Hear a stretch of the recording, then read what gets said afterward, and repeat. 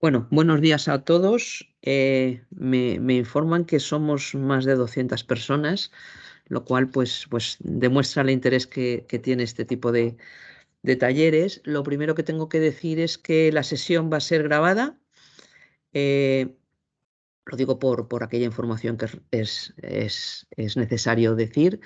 Agradecer a toda la gente que está con nosotros hoy en este webinar. Comentar también que siendo tantas personas, las preguntas van a tener que hacerse a través del chat.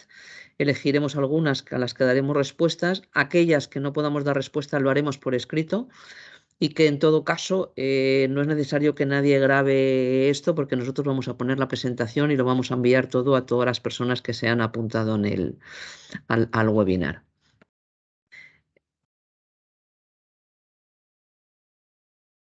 Bueno, la normativa de residuos ha cambiado. Ha habido una nueva ley que se ha publicado en abril de este año y que ha cambiado algunas cosas. Yo sé que todo el mundo está cumpliendo con la normativa, pero hay veces que es difícil conocer cuáles son las novedades, sobre todo aquellas que nos afectan más. Y vamos a tratar de ser un poco didácticos y explicar aquello que afecta más al sector. Esta presentación está enfocada como, como normativa de cómo cumplir con la normativa de residuos, particularmente la normativa de residuos, enfocada fundamentalmente tanto al sector agrario, tanto a los agricultores, como a las cooperativas o establecimientos de venta o puntos de recogida de sulfito, así como también a las empresas que fabrican insumos para el sector agrario que también están afectadas por esto. Bien, en primer lugar, bueno, aquí mostramos un poco cuál es el- las distintos residuos que se generan en el ámbito agrario. Esto procede de una guía de residuos que hicimos hace tiempo, pero yo creo que está bastante actual todavía y lo que nos muestra aquí es que hay muchísimos residuos agrarios que se generan en cualquier explotación agraria y que cada uno de ellos tiene un tratamiento distinto y hay que, bueno, ver cómo podemos asumir y gestionar esto de la mejor manera posible. No voy a entrar en todas las definiciones, pero sí que me voy a quedar con cuatro muy importantes. La primera es la de productor de residuos. Productor de residuos es cualquier persona física o jurídica que en su actividad produce residuos. Es lo que se llama el productor inicial de los residuos, o aquellos que luego las hacen operaciones de tratamiento previo, de mezcla, que son más los gestores. Además del productor de residuos, que es aquel que produce con su actividad, yo estoy produciendo melones y en mi actividad pues produzco residuos, está otra figura que es el poseedor de residuos. El poseedor de residuos no los ha producido él, pero sí que los tiene en su poder, porque alguien se lo ha dado. Es, por ejemplo, en la mayoría de nuestro sistema, los puntos de recogida, pues en muchos casos son poseedores de residuos, porque los tienen en su poder, aunque no los hayan producido. También se considera, y esto es una cuestión que es una novedad que hay que tener muy en cuenta porque nos puede afectar a todos y afecta mucho en el campo, que es que el poseedor de residuos es el titular catastral de la parcela en la que se localizan residuos abandonados. Si alguien nos tira residuos en nuestra parcela, nosotros somos responsables de dichos residuos, salvo en los casos en los que yo pueda identificar a quién ha abandonado o quién ha tirado los residuos allí. El residuo, ¿qué es un residuo? Pues es cualquier sustancia u objeto de las que el poseedor se deshaga o tenga intención de deshacerse de ella. Y luego, como matiz, residuo peligroso es aquel que presenta una o varias características de peligrosidad, de las que están enumeradas en un anexo de una normativa que viene de Europa, que también el gobierno la puede cambiar. Y es importante que también se comprenden en la definición de residuos peligrosos los recipientes y los envases que contengan restos de sustancias o preparados peligrosos o estén contaminados por ella, salvo que se demuestre que no presentan ninguna de las características de peligrosidad que hay en ese anexo. Es muy importante la distinción de residuo peligroso porque, como vamos a ver a continuación, hay algunas obligaciones que son distintas dependiendo de si el residuo está catalogado como peligroso o no está catalogado como peligroso. Bien, ¿cuáles son las obligaciones que tienen los productores de residuos peligrosos? Aquí hablo exclusivamente de los productores. Bien, pues aquellos productores que generan más de 1000 toneladas de residuos peligrosos o aquellos que generen residuos peligrosos, están estos dos grupos, tienen la obligación de presentar una comunicación previa al inicio de sus actividades. Antes de empezar a producir tal producto, si yo voy a generar residuos peligrosos o más de 1000 toneladas de residuos no peligrosos, tengo que comunicar a la administración que voy a iniciar mis actividades y que voy a iniciarlas y voy a generar residuos. Esto lo tengo que presentar en la comunidad autónoma donde yo estoy ubicado y el contenido básico pues es los residuos que voy a generar y qué cantidades anuales tengo aproximadas y a qué gestores se los voy a dar, a pesar de que luego a continuación, a lo mejor al cabo del tiempo, pues yo cambie de gestor, pero en la comunicación inicial hay que dar esto. Esta comunicación es válida para todo el territorio nacional y se va a incorporar en el registro de producción y gestión de residuos. Bien, una vez yo comunico esta actividad como productor de residuos, a mí lo que me van a asignar es un NIMA, que es un número de identificación medioambiental. Este número es muy importante y se clasifica en función depende de 3 variables. El NIF de la empresa o el DNI del agricultor, pero que es un NIF, la ubicación y la actividad principal o el CNAE. ¿Qué significa esto? Que si yo, por ejemplo, tengo una empresa o tengo una finca y tengo una finca en un lado y otra finca en otro, aunque las dos sean propiedad mía, como están situadas en distintas ubicaciones, voy a tener distintos NIMAs. Tendré que presentar una declaración responsable ante la comunidad autónoma donde esté cuando yo termine mis actividades, en el momento en que la cierre, de tal manera que la administración sabe perfectamente qué instalaciones siguen produciendo residuos. Bien, ¿qué obligaciones tiene el productor inicial de los residuos? Cuando yo empiezo a producir mis residuos, pues tengo unas obligaciones que también se comparten o las tiene el poseedor de los residuos. Esa figura que veíamos antes, no he producido los residuos, pero sí que los tengo en mi poder por determinadas circunstancias. Bien, pues todos ellos tienen como obligaciones asegurar el tratamiento adecuado de los residuos. Y esto se puede hacer mediante distintas maneras. La primera de ellas es si yo tengo una autorización para llevar a cabo una operación de tratamiento de mis propios residuos. Yo puedo estar autorizado para tratar mis propios residuos. Entonces, si tengo esta autorización, pues yo aseguro el tratamiento cumpliendo esa autorización. También puedo encargar ese tratamiento de los residuos a un negociante que esté registrado o a un gestor de residuos que esté autorizado. O bien, puedo entregarlo, si así lo permite la entidad pública o una entidad privada de residuos, de las que están incluidas, por ejemplo, las entidades de economía social o algunas otras entidades públicas, pues a veces los ayuntamientos también recogen algún tipo de residuos de estos, pues puedo entregárselos a ellos. Y por último, aquellos residuos que están a través de un sistema de responsabilidad ampliada del productor, que es el caso, por ejemplo, de Sigfito, pero no solo Sigfito, están también, por ejemplo, pues no sé, a lo mejor están las motosierras, no lo sé, o el aceite de los motores o los neumáticos. Todo aquello que esté a través de un sistema de responsabilidad ampliada del productor tiene que entregarse en los puntos que designe el sistema de responsabilidad ampliada del productor. Estas son las maneras de asegurar el tratamiento de los residuos. Y en todos los casos, las obligaciones deben acreditarse documentalmente. Es decir, yo necesito justificar que he hecho correctamente las cosas. Y luego, y aquí viene una de las primeras novedades, y yo creo que de las más importantes que hay en la normativa, la nueva normativa que se publicó en abril, es que la responsabilidad del productor inicial o poseedor del residuo concluirá cuando puedan justificar el tratamiento completo, es decir, hasta el tratamiento final, vía un documento de traslado de residuos o una declaración responsable del gestor final. ¿Qué quiere esto decir? Que si yo le entrego los residuos a un negociante, pero él no me justifica cuál es el tratamiento final que ha hecho, yo voy a seguir teniendo una responsabilidad a lo largo de todo el residuo de que ese residuo se ha tratado correctamente hasta el final. Y esta es una de las novedades más importantes que hay en la nueva normativa. Así que, bueno, pues la recomendación es mucho ojo con a ver a quién entregamos los residuos y asegurarnos de que hacen correctamente las cosas.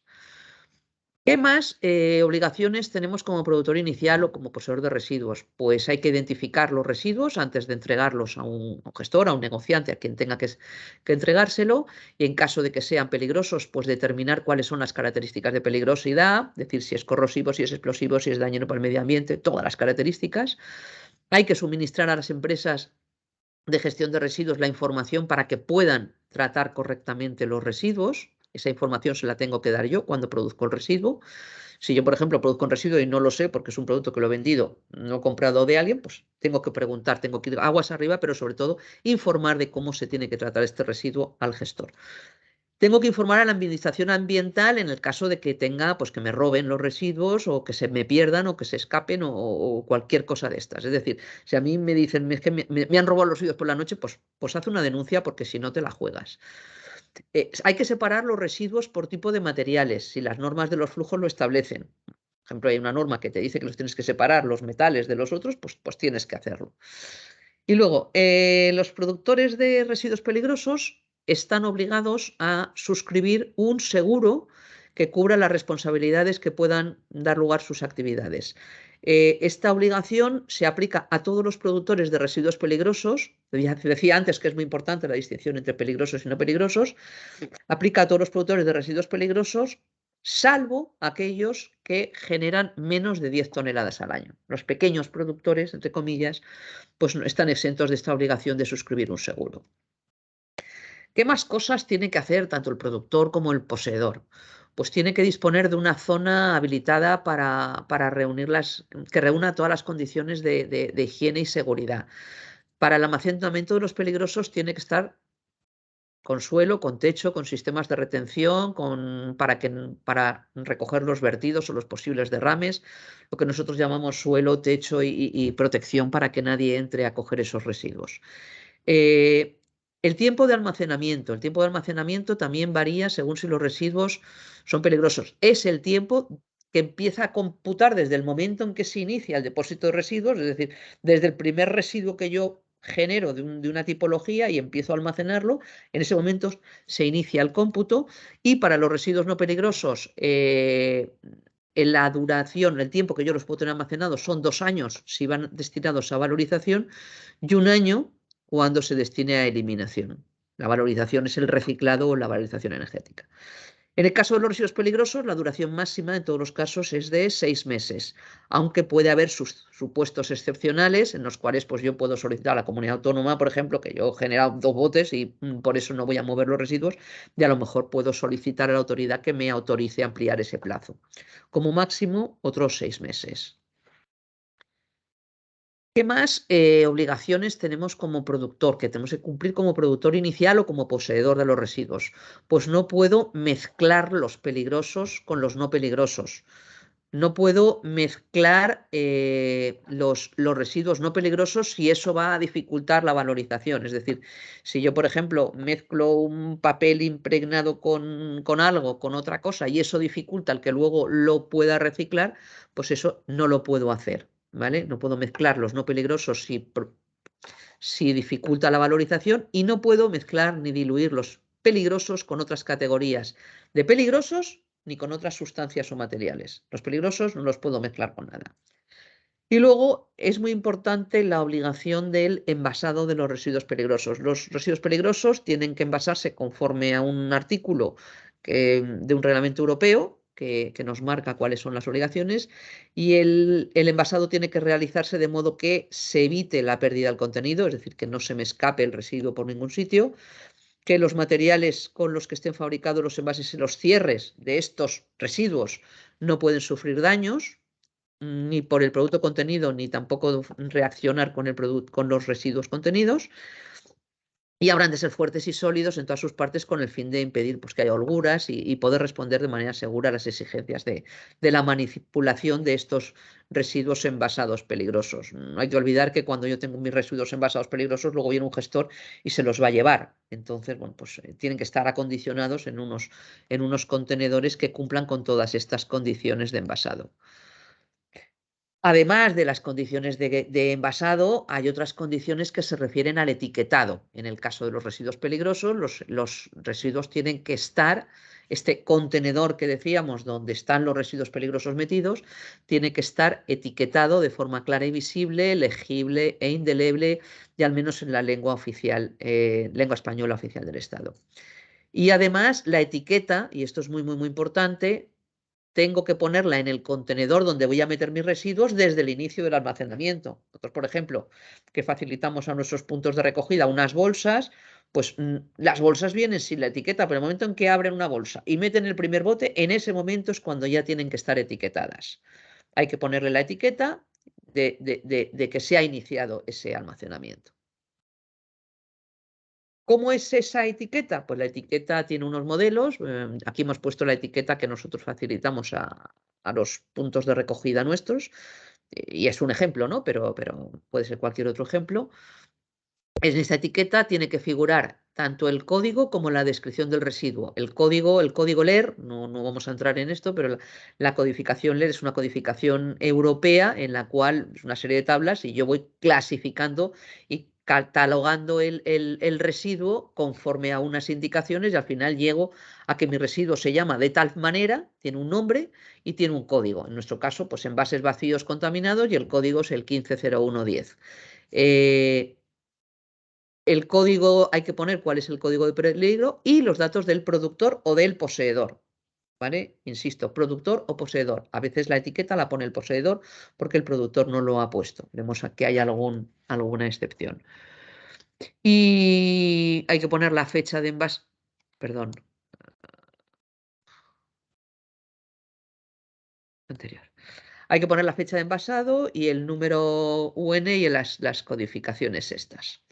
El tamaño de la etiqueta también está claro, tiene que estar firmemente fijada sobre el envase, pues a veces se nos despegan, hay que tener cuidado con eso, con que no estén mojadas y que no se nos despeguen de la bolsa, ¿vale? O del contenedor. Bien,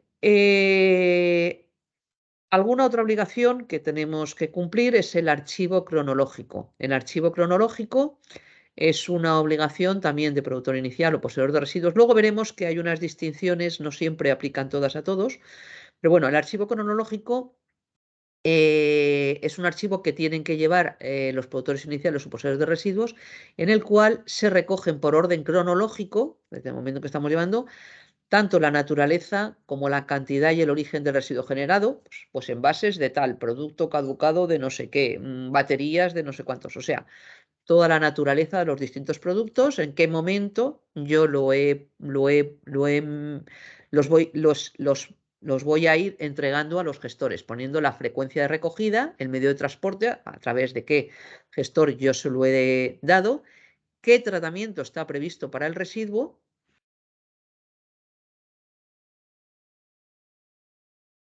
Y la información tengo la obligación de mantenerla durante 5 años. El modelo de... La mayoría de las comunidades autónomas tienen un modelo ya propio de archivo cronológico. Hay comunidades autónomas que no lo tienen.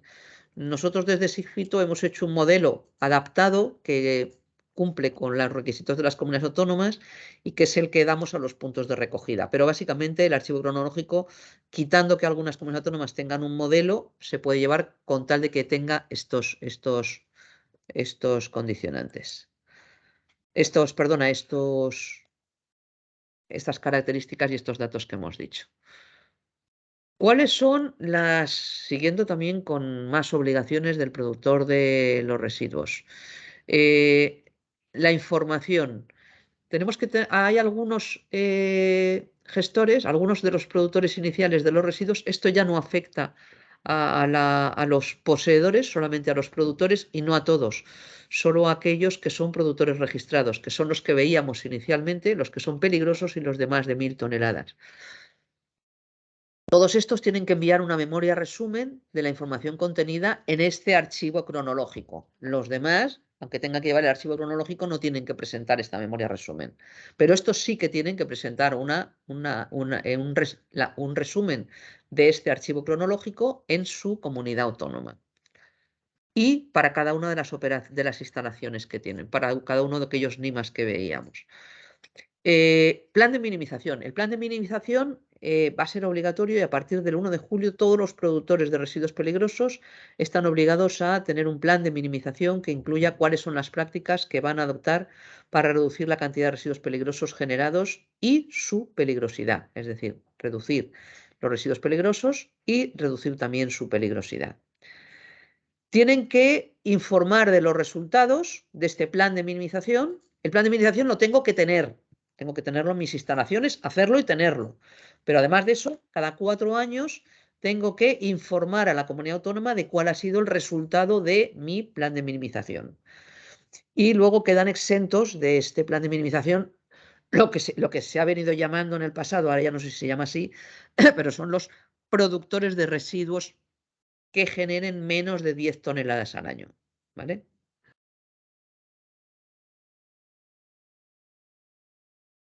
O, perdona ya que se me pasaba esto, también aquellos que dispongan de una certificación EMAS o algún otro sistema de calidad equivalente que incluya medidas de minimización de estos residuos tampoco tendrán que, que- que hacer esto.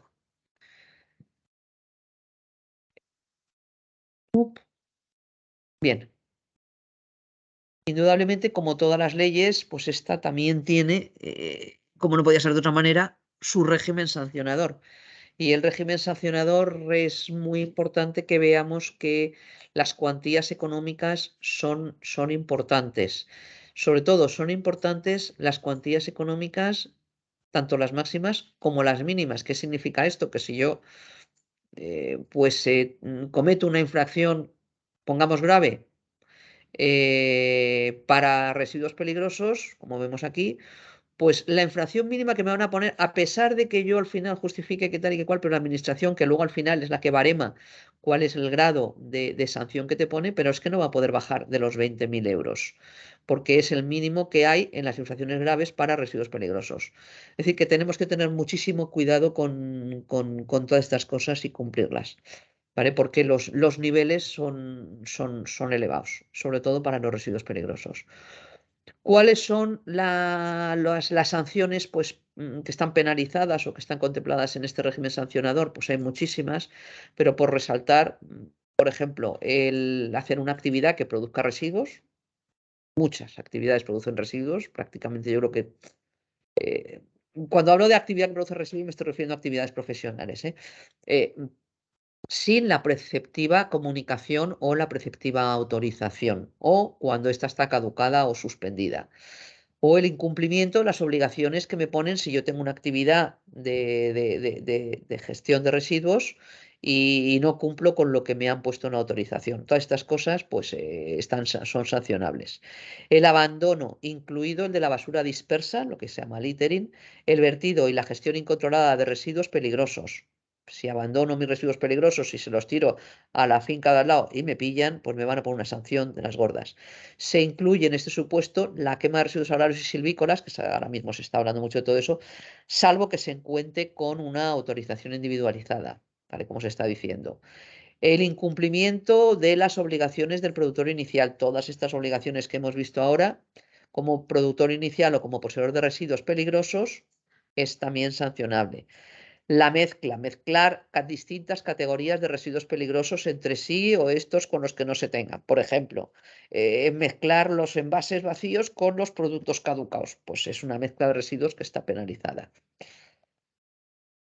La entrega, venta o cesión de residuos peligrosos a personas físicas o jurídicas distintas de las señaladas en esta ley. Es decir, si no se lo doy a un gestor o no se lo doy a un negociante o no se lo doy a una entidad de las que están autorizadas o no se lo entrego al sistema de responsabilidad amplia del productor, pues eso está sancionable.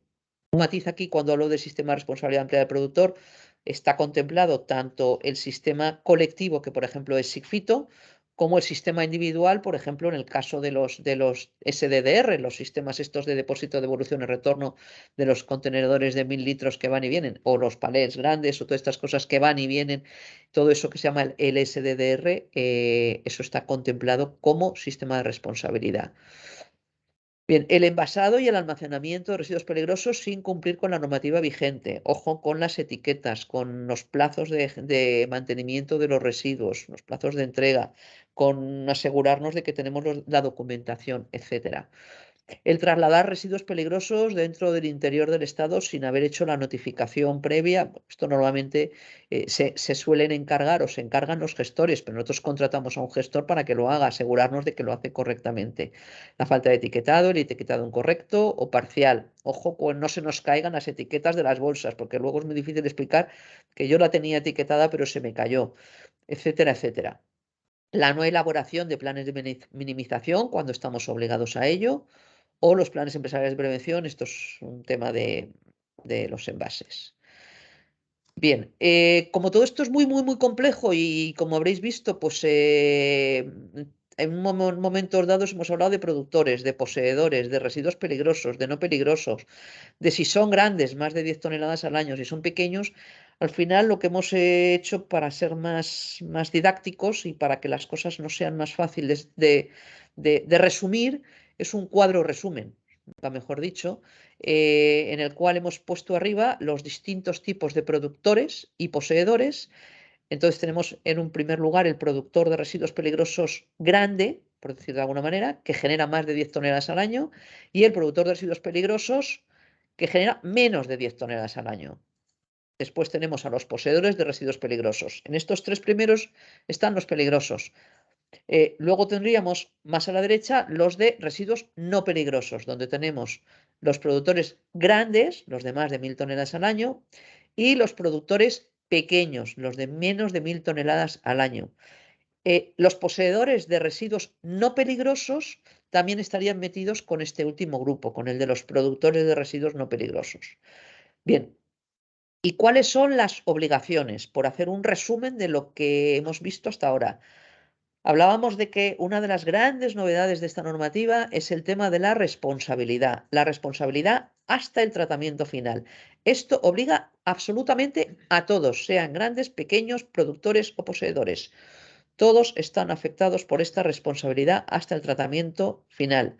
Antes, hasta la publicación de esta ley, era una responsabilidad delegada. Yo le entregaba las cosas a un negociante y con eso quedaba tan contento.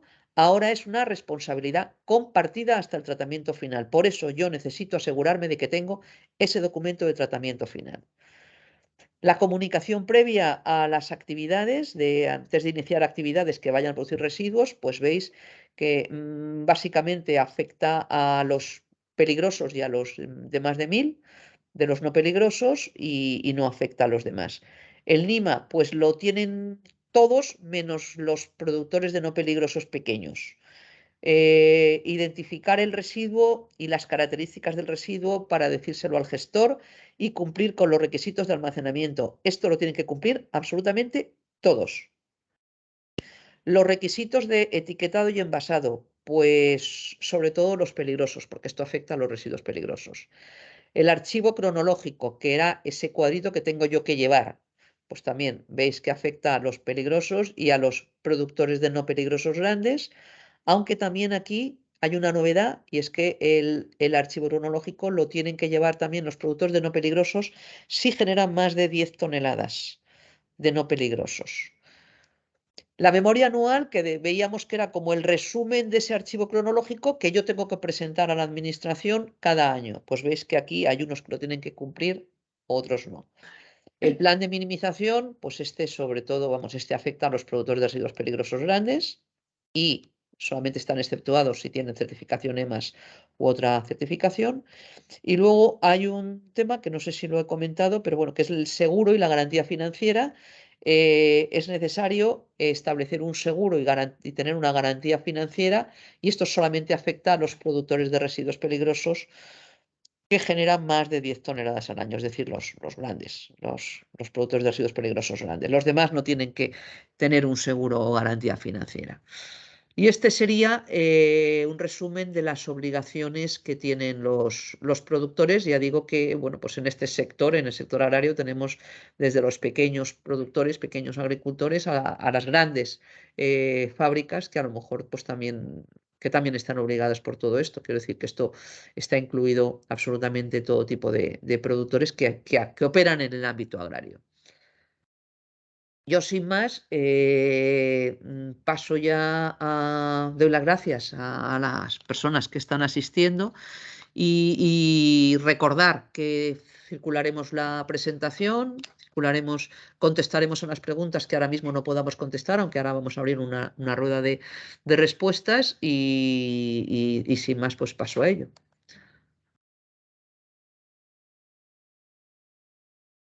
Luis, si nos dices las preguntas. Sí, Rocío, hay varias preguntas para contestar. En primer lugar, hay una pregunta de Ángeles Gil. Si entregamos los residuos a un gestor que es centro de transferencia, ¿me bastaría con que me entregan un certificado de compromiso del tratamiento correcto de los residuos o le tengo que pedir comprobantes de su gestor final?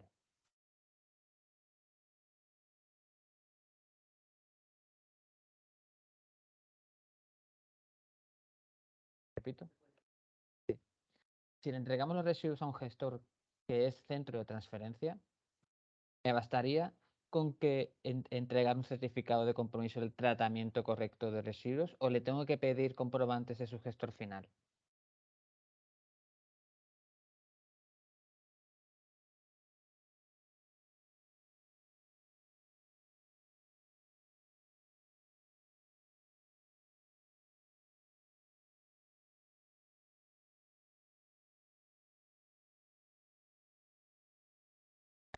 Perdona, que quita el micrófono.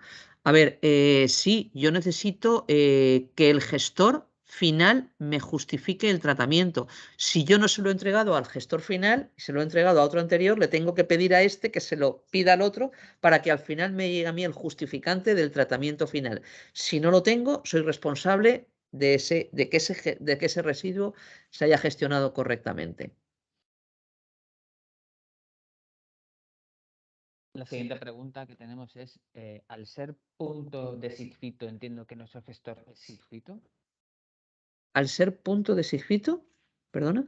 Entiendo que nuestro gestor es Sigfito. A ver, al ser punto de Sigfito, realmente vuestro gestor no es Sigfito porque Sigfito no es gestor. Vuestro gestor es el gestor que nosotros contratamos. ¿Vale? Entonces, por eso los puntos de Sigfito actúan como operadores del traslado, son los poseedores o productores de los residuos, según las comunidades autónomas, en algunos son productores. Entonces, vosotros como puntos de recogida, sois los que, entre comillas, contratáis al gestor. Lo que pasa es que el gestor lo designamos nosotros y lo pagamos nosotros. Lo que nosotros estamos haciendo es vigilar exactamente que todos estos gestores hagan correctamente las cosas. Estamos vigilando que nos den a nosotros los justificantes de tratamiento final y nosotros somos los que vamos a poner a vuestra disposición los justificantes de este tratamiento final para que estéis seguros de que se ha realizado un tratamiento final correcto.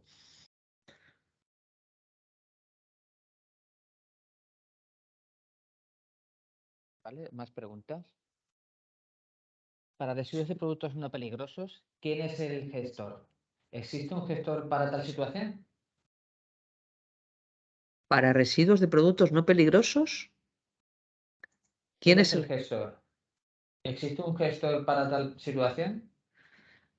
A ver si existen gestores de residuos que están autorizados. Los gestores de residuos, también, igual que los productores, están sujetos a una. Bueno, no es una comunicación, en ese caso es una autorización, y ellos están sujetos a una autorización por parte de la comunidad autónoma donde están. Y en esa autorización figura para qué residuos están autorizados, tanto si son peligrosos como si son no peligrosos. Es muy importante asegurarse de que el gestor al que yo le estoy entregando los residuos esté autorizado para mis residuos. Entonces, efectivamente, hay gestores que solo están autorizados para residuos peligrosos, otros que están solo autorizados para no peligrosos. Y además, dentro de eso, pues pueden estar autorizados para no peligrosos y a lo mejor solo para papel, por decirme de alguna manera. Es decir, que están autorizados para una serie de materiales y códigos LER.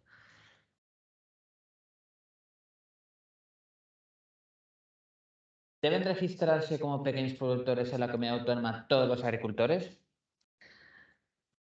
Es una pregunta complicada, pero yo te diría que tal y como está la ley, sí, en el sentido de que todos los agricultores generan residuos, ¿vale? Entonces, dicho esto, solamente tienen que inscribirse o hacer una comunicación a la comunidad autónoma aquellos que, veíamos aquí, la comunicación previa, son productores de residuos peligrosos y son productores de residuos no peligrosos de más de una cierta cantidad. Si solo producen residuos no peligrosos, por ejemplo, de menos de 1000 toneladas al año, que la mayoría de los agricultores producen eso, pues no. En el caso de la producción de residuos peligrosos, vemos que estarían obligados a la comunicación previa, aunque generen pocos residuos peligrosos. Yo creo que va a depender un poco de qué tipo de residuo peligroso generen. Y aquí hay una consideración importante. Si, por ejemplo, solamente generaran como residuos peligrosos los envases de fitosanitarios, que es el caso que nosotros conocemos mejor, aquí hay una inaplicación de la normativa de peligrosos, con lo cual no se les aplica y no son residuos peligrosos estos envases. O sea, sí que son peligrosos, pero no les aplica la normativa de peligrosos a nivel del agricultor, con lo cual no tendrían que hacer una comunicación previa en ese caso.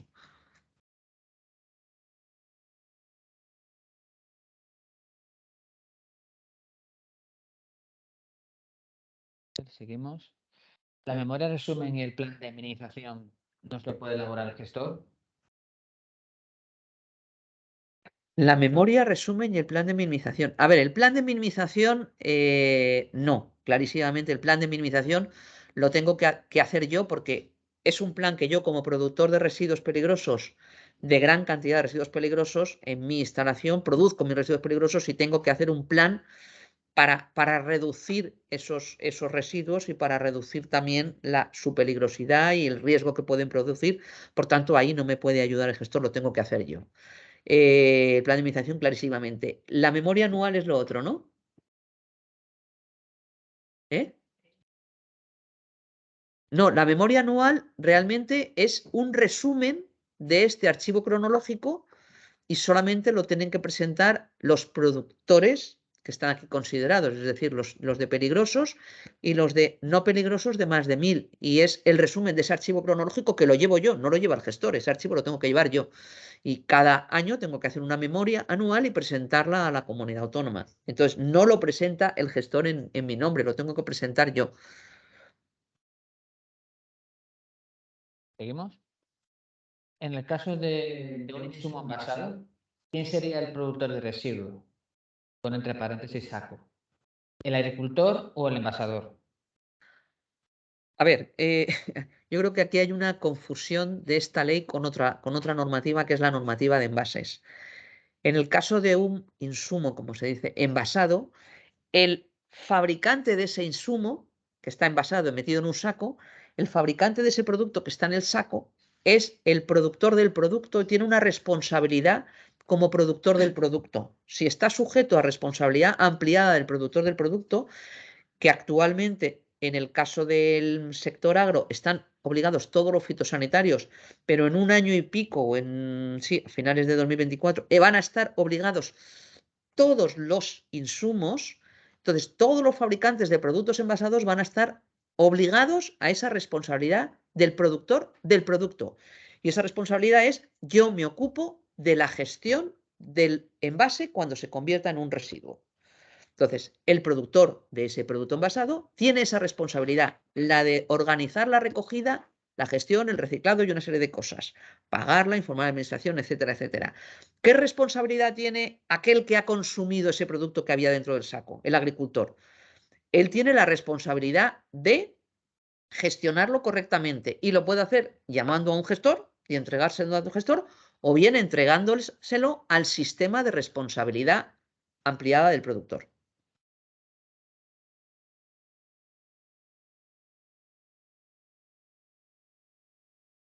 ¿Tienen una duda respecto a si todo lo que hemos explicado ya está en vigor o tienen plazos para las acciones? Todo lo que hemos explicado está en vigor ya. Está en vigor ya. Lo único, esto último que he dicho, lo de la responsabilidad ampliada del productor para los envases que no son fitos, que entrará en vigor pues, cuando se publique la nueva norma. Todo lo demás, todo lo que está en esta presentación, responde a la nueva ley 7 de 2022 y está en vigor ya desde que se publicó en el mes de abril. ¿Un agricultor tiene que tener etiquetados los residuos antes de llevarlos a un punto de recogida? A ver, al hacer la pregunta como la hace, eh, cuando habla de punto de recogida, me imagino yo que está hablando de un sistema de responsabilidad ampliada del productor. Entonces, en ese caso, el agricultor es productor de ese residuo, pero, sobre todo si estamos hablando de los productos fitosanitarios, no le aplica la normativa de residuos peligrosos, porque hay una excepción que dice que la normativa de peligrosos no se aplica hasta el momento en que los residuos se entreguen al sistema integrado de gestión o se pongan a disposición de él. ¿Qué significa esto? Que a quien le aplica la obligación de tener las cosas etiquetadas y envasadas es al punto de recogida, al punto de recogida. El agricultor, en su caso, a ver, tiene que tener los residuos envasados y no los puede tener abandonados, pero no como residuo peligroso. O sea, no sé cómo explicar, que no está sujeto. Si nos fijamos aquí, los requisitos de etiquetado y envasado aplican a los residuos, a los poseedores de residuos peligrosos y a los productores de residuos peligrosos, pero si son envases, de lo que está hablando es de envases, como no aplica la normativa de peligrosos hasta que no se entrega al sistema, no tiene por qué tenerlos envasados y etiquetados. Eso se hace cuando llegan al punto de recogida, porque en ese caso sí que son poseedores de residuos peligrosos los puntos de recogida. Por tanto, no, yo por mi parte no. A ver, es recomendable que los tengan. Cuando hablo, digo que no, y quiero hacer un matiz, digo que no por esta normativa de peligrosos, digo de residuos. A lo mejor hay otra normativa que les exige otras cosas. No lo sé, la normativa de sanidad vegetal o algunas otras normativas que pueden exigir otros temas, pero por la normativa de residuos, a mi entender, no.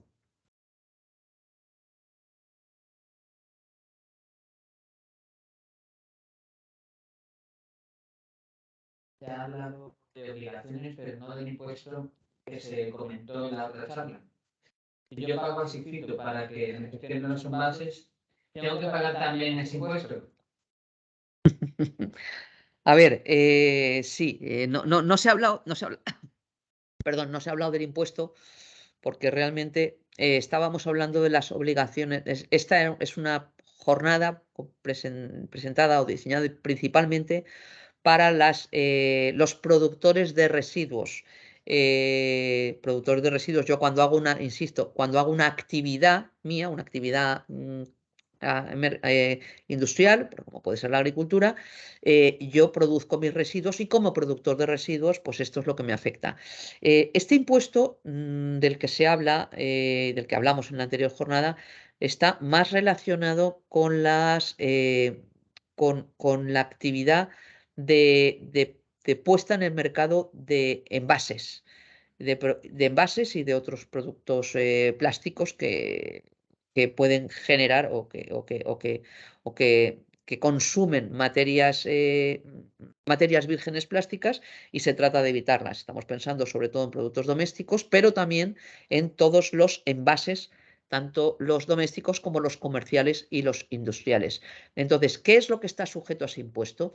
A este impuesto está sujeto todos los envases comerciales o industriales que son no reutilizables y además que son no reutilizables y además no por todo el material, sino solamente por aquel material que no es virgen. Es decir, si yo tengo un envase y el 40% de mi envase contiene material reciclado, solamente voy a pagar el impuesto por ese 60%. ¿Qué es lo que persigue este objetivo, este impuesto?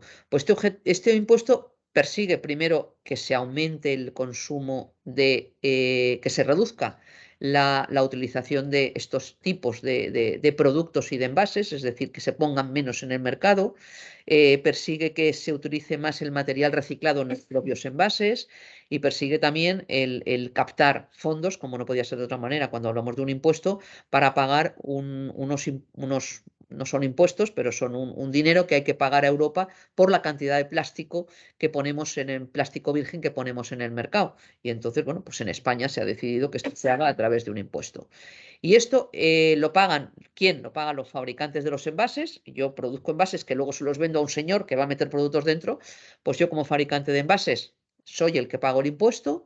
En el caso de que yo no sea un fabricante de envases y no sea tampoco un señor que meto los productos dentro de los envases, sino un señor que cojo y compro las cosas fuera y las traigo de fuera para venderlas aquí y para consumirlas aquí, pues en ese caso también soy yo responsable si traigo productos de fuera. Al final lo que se trata de, entre comillas, penalizar o pagar, se trata de pagar por la generación en nuestro territorio de residuos plásticos, fundamentalmente. Eso es distinto del tema de la responsabilidad amplia del productor, que lo que busca es que se recojan todos los residuos y se reciclen la mayor parte posible de ellos. Todos los residuos me refiero a la responsabilidad amplia del productor, en el caso de los envases, todos los residuos de envases, pero la responsabilidad amplia del productor también afecta a otras cosas que no son envases, como decía antes, neumáticos o baterías. Quiero decir, la responsabilidad amplia del productor lo que busca es que yo cuando vendo un producto me tengo que hacer responsable de que al final ese producto se convierte en un residuo y ese residuo se trate correctamente. ¿Vale? Entonces, lo primero va enfocado a la puesta en el mercado, a reducirla y a pagar por ella y a minimizarla.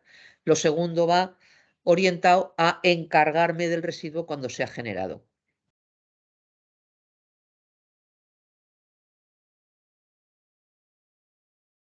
Cuando se habla de superar 10 horas al año para contratar seguro, ¿se refiere al total de diferentes residuos generados? Se refiere al total de residuos peligrosos. Si yo genero más de 10 toneladas al año de residuos peligrosos, yo puedo generar a lo mejor 8 de peligrosos y 20 de no peligrosos, entonces no me afectaría. Son más de 10 toneladas de residuos peligrosos.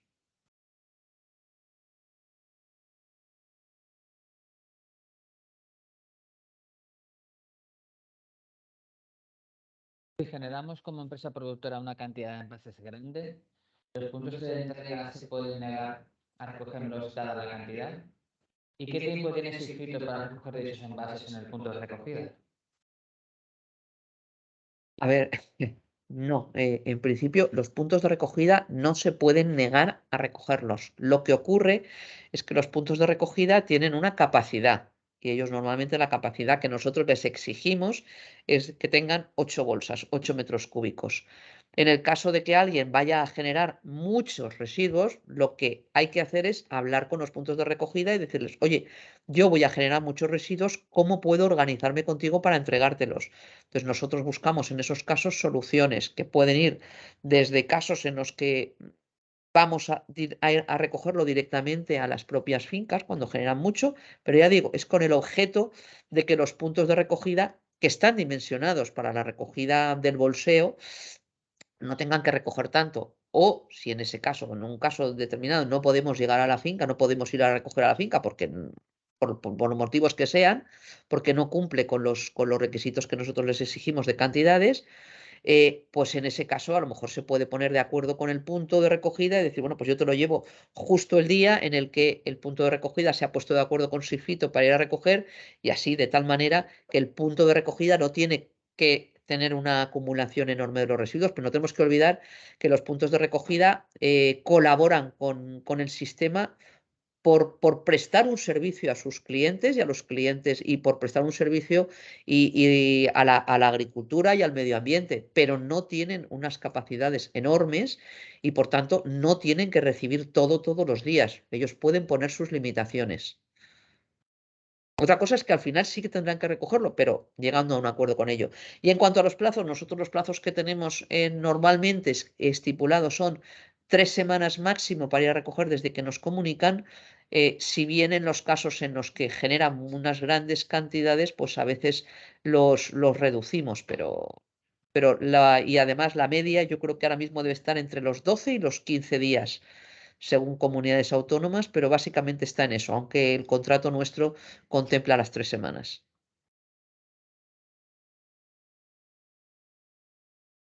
¿Un punto de recogida de Sigfito es un poseedor o un productor?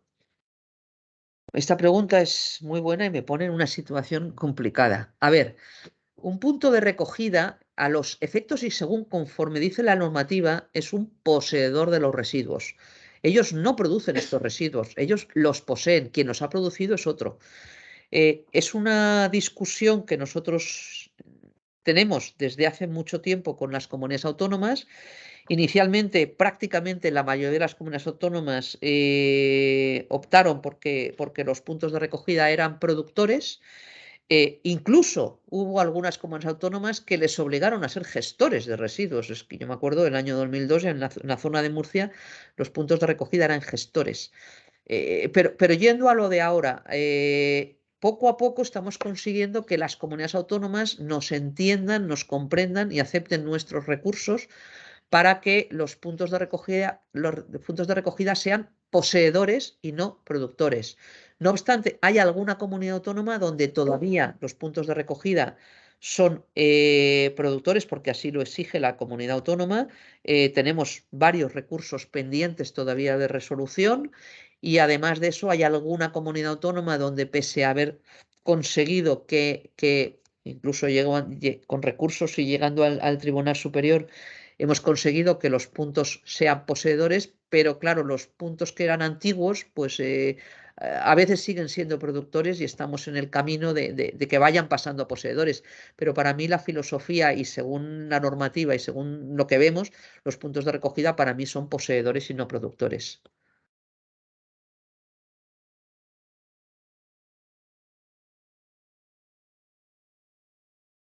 Nosotros somos empresa productora y compramos los envases. ¿Nuestro proveedor sería quien paga el impuesto? Sí, salimos un poco nuevamente de esto. Sí, efectivamente, si yo compro los envases para envasar, poner producto en el mercado español, sí. En el otro caso, seguramente el que ha fabricado el envase ha pagado el impuesto y luego yo podría eximirse, pero que yo creo que esto es otro cantar y es quizá a lo mejor para que hagamos otra jornada otro día, por lo que estoy viendo también sobre el tema del impuesto, que además es un tema que, bueno, es que va a entrar en vigor en el mes de enero y yo entiendo la preocupación de todo el mundo por este tema.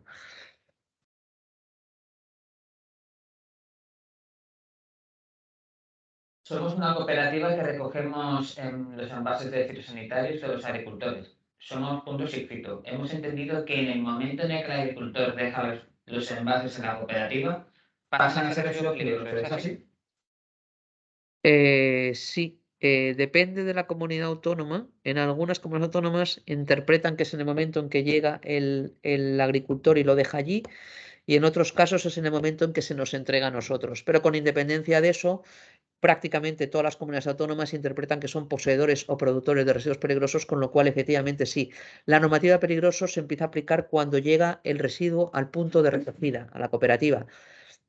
Por eso, en la cooperativa y en el punto de recogida es donde sí que es necesario el tener y cumplir con los requisitos de etiquetado y de envasado que ponemos. Por eso nosotros les damos bolsas y por eso les damos las etiquetas y por eso tienen que poner las etiquetas en el momento en que empiecen a meter ahí los envases, etcétera, etcétera. Vale, sí, pues entonces ya todas las preguntas que son muy particulares y son muy detalladas, que intentaremos contestar todas por correo electrónico, y creo que ya podemos concluir la sesión.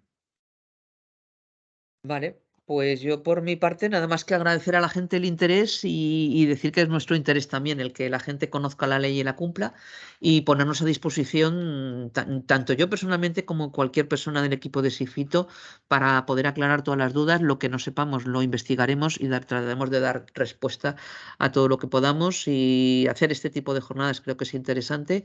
Si podemos, vamos a ver si podemos mover algo para contestar el tema de los impuestos, porque veo que está muy encima de la mesa y es preocupación de mucha gente. Y nada más, decir que contestaremos a todos y mandaremos la presentación para que la puedan tener.